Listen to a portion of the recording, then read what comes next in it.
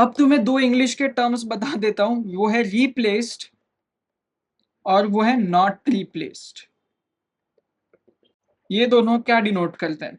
अब जैसे समझो मेरे पास ना, देखो एक तुम्हें दिख रहा है यहाँ पर दिख रहा है, ठीक है, एक, दो, तीन, चार और ये पांच कॉइन है, ठीक है। अब मुझे बताया गया है pick two coins which are replaced, pick two coins which are replaced, मतलब मैं एक दो कॉइन्स पिक करूंगा और मैंने इसका देखा आंसर, मैंने इसे नोट किया आंसर और रिप्लेस्ड मैंने फिर से रख दिया।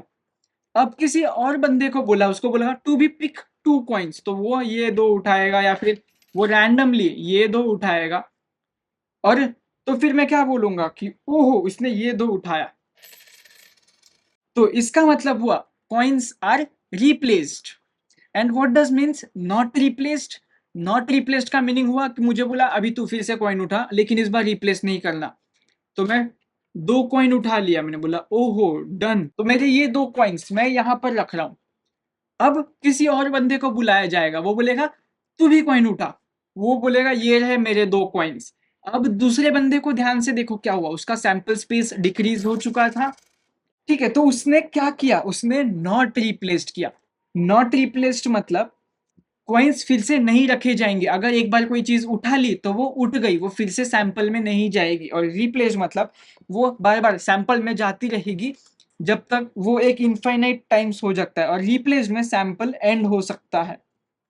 अब देखो यहाँ पर एक ही कॉइन तो बचा है, मतलब सैंपल एंड हो चुका है क्योंकि हमने नॉट रिप्लेस सिस्टम फॉलो किया।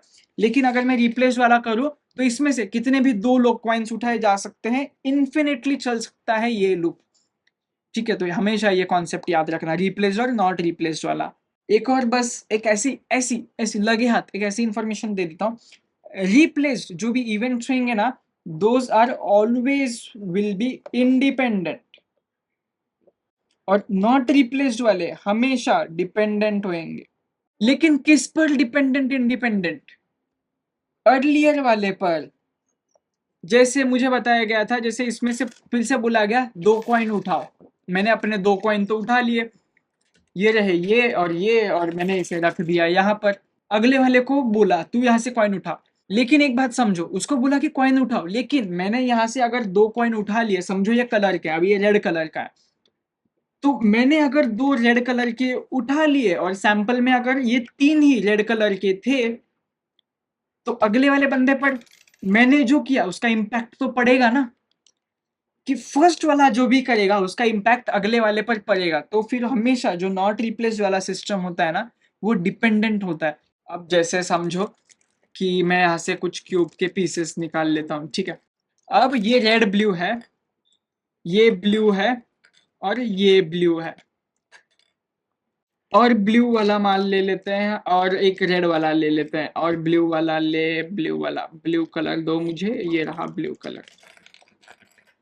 अब इसे बताया गया है पिक थ्री ब्लू कलर, मैंने अपने तीन ब्लू कलर उठा लिए। अब अगले वाला आएगा, वो बोलेगा कि मेरे पास ब्लू कलर एक ही बचा, तो मैं तो ब्लू कलर लेके भाग गया ना, ब्लू कलर थे ही हमारे पास चार, चार में से तीन तो मैं लेके भाग गया, उसको एक ही मिला, तो मेरा जो भी कर्म होएगा, उसका जो आउटकम होएगा, फल होएगा, उसको अगले वाले को भी भुगतना पड़ेगा। ये फिलोसॉफी जैसा बीच में क्यों साउंड करने लग गया? एनीवेज तुम्हें फील आ गया ना कि डिपेंडेंट इंडिपेंडेंट किसके ऊपर? अर्लियर इवेंट के ऊपर, ठीक है, समझ में आ गया। तो अगले वाले लेक्चर में हम लोग सम्स देखेंगे इसके ऊपर, और पूरा लॉजिक से सॉल्व करने की कोशिश करेंगे, और फॉर्मूला जितना हो सके उतना कम से कम रखेंगे और पूरा लॉजिकली देखेंगे। तो अगले लेक्चर्स में हम लोग सिर्फ और सिर्फ सम्स देखते हैं, ठीक है, इतना ही। तो चलो बाय।